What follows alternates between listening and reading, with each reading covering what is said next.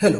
तो हम आज डिस्कशन करने वाले हैं हाइब्रिडाइजेशन कि हाइब्रिडाइजेशन क्या होता है, कैसे होता है, इसका एप्लीकेशन क्या है। वो सब चीजें हम आज डिस्कशन करेंगे इस लेक्चर में। पर उससे पहले कि हाइब्रिडाइजेशन क्यों आया, ये सबसे बड़ी बात है समझने की। तो जब हमें हाइब्रिडाइजेशन समझने की बहुत इंपॉर्टेंट इसलिए है हाइब्रिडाइजेशन को समझने के लिए, क्योंकि हमें क्यों आया उससे पहले हम क्या थोड़ा सा वैलेंस बॉन्ड थियरी समझ लेते हैं कि एक्चुअली वैलेंस बॉन्ड थियरी क्या होती है। ठीक है, यानी कि ड्रॉबैक या limitations of valence bond theory को थोड़ा समझना जरूरी है। तो जब हमने क्या देखा कि चलो इसको हम समझने की कोशिश करते हैं कि मीथेन मॉलिक्यूल्स के रिस्पेक्टिवली में समझने की कोशिश करते हैं। तो मान लेते हैं कि हमारे पास क्या है, मीथेन ये मॉलिक्यूल्स है CH4। ठीक है, अब ये जो CH4 मॉलिक्यूल्स है इसमें क्या है, 1 2 3 4 बॉन्ड है, एक कार्बन है और 4 हाइड्रोजन अटैच्ड है।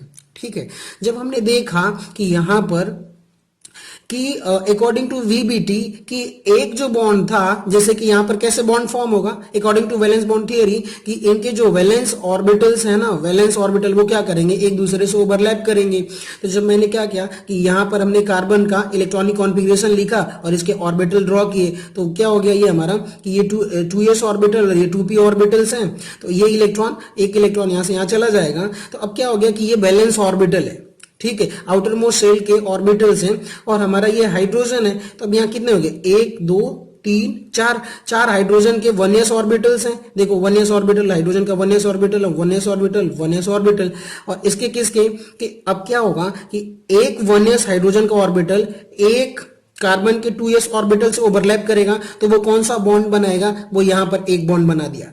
ठीक है, 1s 2s ऑर्बिटल का एक शेयरिंग करके इलेक्ट्रॉन एक बॉन्ड बना दिया, सिग्मा बॉन्ड। उसके बाद क्या हुआ कि जैसे ही एक हाइड्रोजन जो है एक और 1s और यहाँ पे 2p के बीच में एक सिग्मा बॉन्ड बना, तो वो ये मान लेते हैं वो ये बन गया। ठीक है, अब उसके बाद क्या हो गया कि यहाँ पर जो 1s और 2p के बीच में एक और बॉन्ड बना, जो वो ये बना, और 1s और 2p के बीच में एक और यहाँ पर बॉन्ड बन गया। तो ये 4 तो बॉन्ड बने, लेकिन चारों डिफरेंट, एक्चुअली 3 सेम बॉन्ड है। यहाँ पर क्या है कि ये और ये क्या है, सेम बॉन्ड है। अब जब ये सेम बॉन्ड है तो इनकी एनर्जी क्या होगी, सेम होगी। इन तीनों की एनर्जी सेम होगी, ये डिफरेंट है तो इसकी एनर्जी क्या हो जाएगी, डिफरेंट हो जाएगी। तो according to VBT valence bond theory, ये जो मीथेन मॉलिक्यूल्स है इसके 3 बॉन्ड आइडेंटिकल होने चाहिए, उनकी बॉन्ड एनर्जी आइडेंटिकल होनी चाहिए, सारी प्रॉपर्टी सेम होनी चाहिए और इसका अलग होना चाहिए।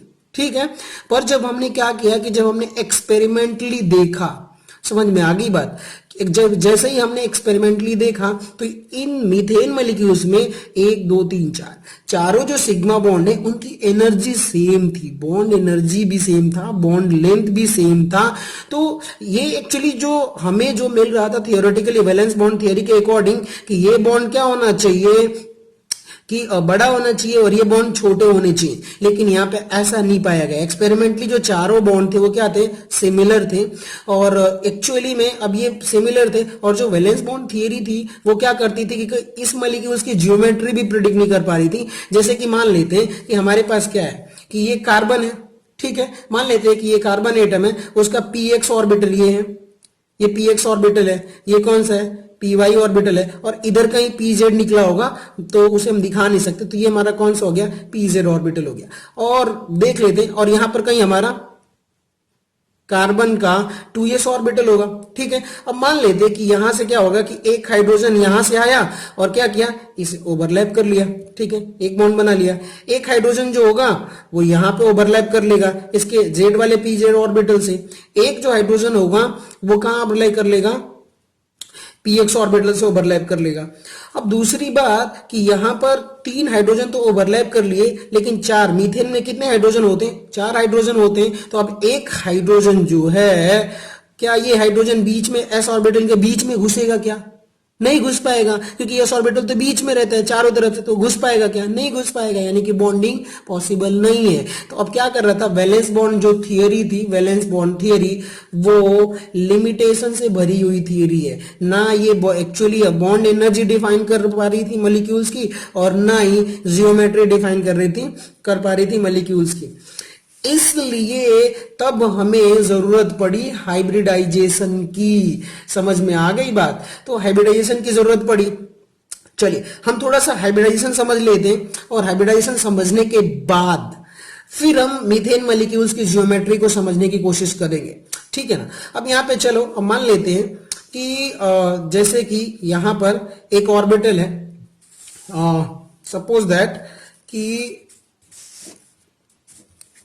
हमने क्या किया कि हमने एक s ऑर्बिटल लिया, ठीक है, हमने क्या लिया, एक s ऑर्बिटल, ठीक है, और एक p ऑर्बिटल लिया, ठीक है ना, क्या लिया, एक p ऑर्बिटल, और इन दोनों को मिक्स किया।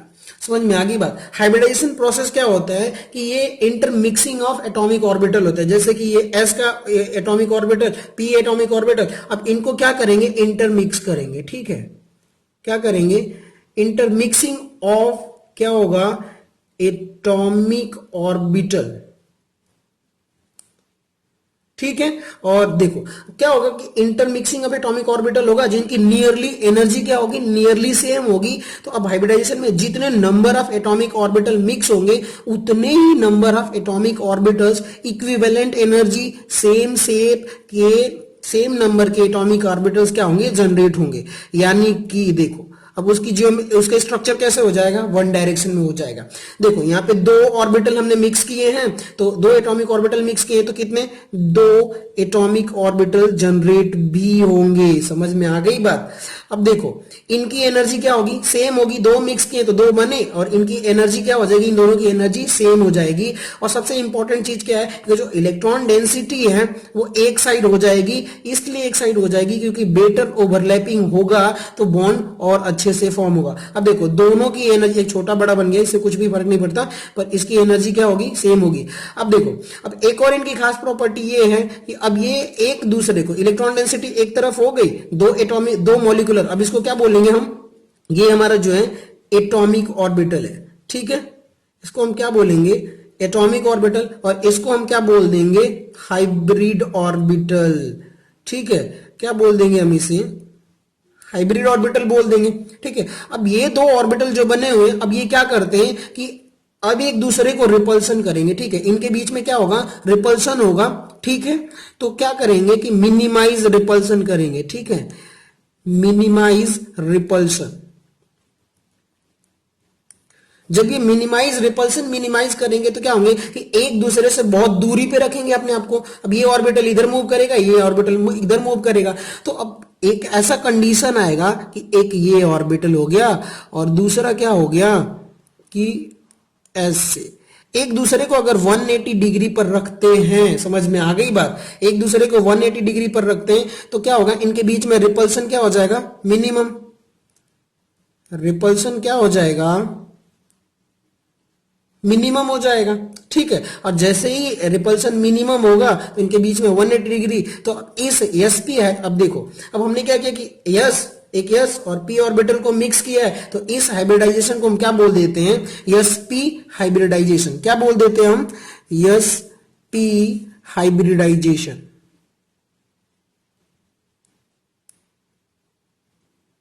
ठीक है, sp हाइब्रिडाइजेशन बोल दिया। और इनके बीच का बॉन्ड एंगल कितना हो जाएगा, 180 डिग्री। अब बताओ कि बॉन्ड एंगल अगर 180 डिग्री हो गया तो मॉलिक्यूल्स कैसा हो जाएगा हमारा, लीनियर मॉलिक्यूल्स हो जाएगा, ठीक है, कैसा हो गया, लीनियर मॉलिक्यूल्स। चलिए अब हम sp2 हाइब्रिडाइजेशन को समझने की कोशिश करते हैं। तो यहाँ पे क्या होगा, sp2 हाइब्रिडाइजेशन में क्या होता है कि s ऑर्बिटल, एक s ऑर्बिटल और दो p ऑर्बिटल अगर मिक्स करते हैं तो यहाँ पे 3 एटॉमिक ऑर्बिटल मिक्स करेंगे तो 3 हाइब्रिड ऑर्बिटल जनरेट होगा। और ये जो तीनों हाइब्रिड ऑर्बिटल होंगे ये वन डायरेक्शन में, इनकी इलेक्ट्रॉन डेंसिटी एक तरफ हो जाएगी कि इफेक्टिव ओवरलैपिंग हो पाए। समझ में आगे बात। और इसको क्या बोल देंगे, sp2 हाइब्रिड ऑर्बिटल।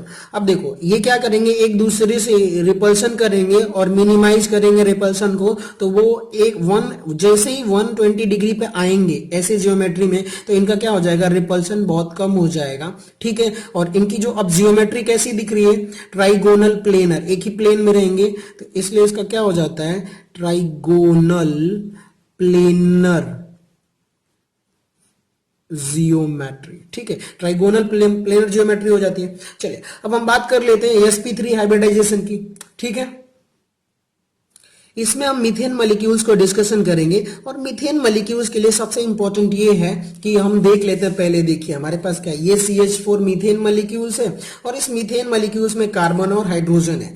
लेकिन जो हाइब्रिडाइजेशन निकाला जाता है वो सेंट्रल एटम का निकाला जाता है, यानी कि सेंट्रल एटम में क्या है, हमारा कार्बन है। चलिए हम कार्बन का ग्राउंड स्टेट जो इलेक्ट्रॉनिक कॉन्फ़िगरेशन है हमने लिखा हुआ है C6 1s2 2s2 2p2, ठीक है। और यहाँ पे जब हमने इसका ग्राउंड स्टेट में इलेक्ट्रॉनिक कॉन्फ़िगरेशन बनाया तो ये आएगा 1s2 2, 2 इलेक्ट्रॉन और एक एक इलेक्ट्रॉन यहाँ पे फील करेंगे, ठीक है। अब जैसे ही अब देखिए एक्चुअली हाइब्रिडाइजेशन में क्या होता है, mixing of actually inter mixing of atomic orbital होता है। तब क्या होगा कि जैसे ही हम ऑर्बिटल में इलेक्ट्रॉन सप्लाई करेंगे, इलेक्ट्रॉन एनर्जी देंगे, ठीक है। तब ये कार्बन का ये इलेक्ट्रॉन जंप करके कहाँ चला जाएगा, 2p ऑर्बिटल में चला जाएगा। अब ये इलेक्ट्रॉन जंप करके कहाँ चला जाएगा, यहाँ पर, ठीक है। जैसे ही एनर्जी मिलेगी तो थोड़ा सा इस वाले p ऑर्बिटल में चला जाएगा। अब इसी प्रोसेस को क्या बोल देते हैं, मिक्सिंग ऑफ एटॉमिक ऑर्बिटल्स, ठीक है। तो जैसे ही हमने क्या कर दिया, एनर्जी दिया, तो अब ये जो ये वाला इलेक्ट्रॉन यहाँ शिफ्ट हो गया, मतलब यहाँ आ गया और ये एक दूसरे से क्या हो जाएंगे, मिक्स्ड हो जाएंगे, ठीक है। और ये जैसे ही मिक्स्ड हो गए, यानी कि देखो ये 2s ऑर्बिटल और ये 3p ऑर्बिटल जैसे ही मिक्स होंगे तो अब देखो 4 एटॉमिक ऑर्बिटल मिक्स हो रहे हैं तो 4 नए ऑर्बिटल जनरेट करेंगे और सेम एनर्जी के, इक्विवेलेंट एनर्जी के, ठीक है ना, उनका डायरेक्शन भी सेम हो जाएगा। सारी प्रॉपर्टी जो हाइब्रिड ऑर्बिटल होगी उनकी सेम हो जाएगी, यानी कि 4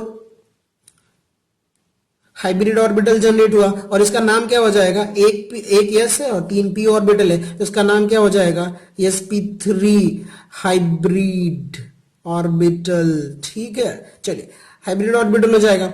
अब क्या करेगा कि ये एक दूसरे से मिनिमाइज करेंगे रिपल्सन, ठीक है। मतलब ऐसा रिपल्सन होगा तो एक ऐसी जियोमेट्री वो करेंगे, जैसे कि मान लेते हैं कि ये पोजीशन है तो यहाँ पे देखिए एक तो ये, ठीक है, दूसरा क्या हो जाएगा, एक ऐसा हो जाएगा, तीसरा कंडीशन पॉसिबल है वो ये पॉसिबल है और एक ऐसे, ठीक है। अभी हमारा क्या हो गया कि 4sp3 हाइब्रिड ऑर्बिटल ऐसे रिपल्सन मिनिमाइज कर दिया और इनके बीच का जो बॉन्ड एंगल होता है 109 डिग्री के अप्रॉक्स होता है, ठीक है। अब यहाँ पे क्या हो गया कि अब ये कार्बन का यहाँ पे तो हाइब्रिडाइजेशन हो गया, ठीक है ना। अब देखते हैं मीथेन मॉलिक्यूल्स में कार्बन का हाइब्रिडाइजेशन हो गया। अब यहाँ पे क्या होगा कि ये भी ऑर्बिटल की एनर्जी सेम है, इसकी भी एनर्जी सेम है, इसकी भी एनर्जी सेम है, इसकी भी एनर्जी सेम है। सारी प्रॉपर्टी जब सभी ऑर्बिटल्स की क्या है, हाइब्रिड ऑर्बिटल की प्रॉपर्टी जब सेम है तो अब क्या होगा कि यहाँ से एक हाइड्रोजन आएगा, यहाँ से भी एक हाइड्रोजन, यहाँ से भी एक हाइड्रोजन और यहाँ से भी एक हाइड्रोजन, ठीक है। अब इसका जो है कि 1s ऑर्बिटल क्या करेगा, इसके साथ ओवरलैप कर लेगा, ठीक है।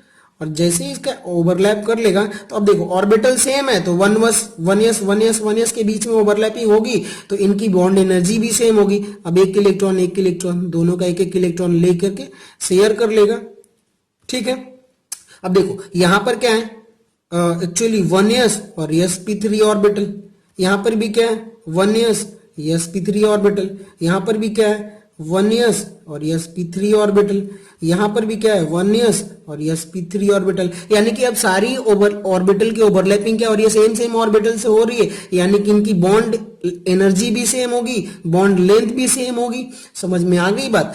अब ये तो सारी चीजें सही हो गई। अब जो 109 डिग्री पर ये एक दूसरे को अरेंज कर रहे हैं रिपल्सन को मिनिमाइज करने के लिए, तो वो जो जियोमेट्री आती है उसको हम बोल देते हैं टेट्राहेड्रल जियोमेट्री, ठीक है ना। क्या बोल देते हैं, टेट्राहेड्रल जियोमेट्री। इसलिए जब हमारा sp3 हाइब्रिडाइज ऑर्बिटल आएगा तो उसकी जियोमेट्री क्या हो जाएगी, टेट्राहेड्रल, ठीक है। सिंपल फंडा। चलिए अब तो हम मीथेन मॉलिक्यूल्स को भी समझ लिए, हाइब्रिडाइजेशन भी समझ लिए, तो ठीक है। Thank you, share subscribe my channel, bye.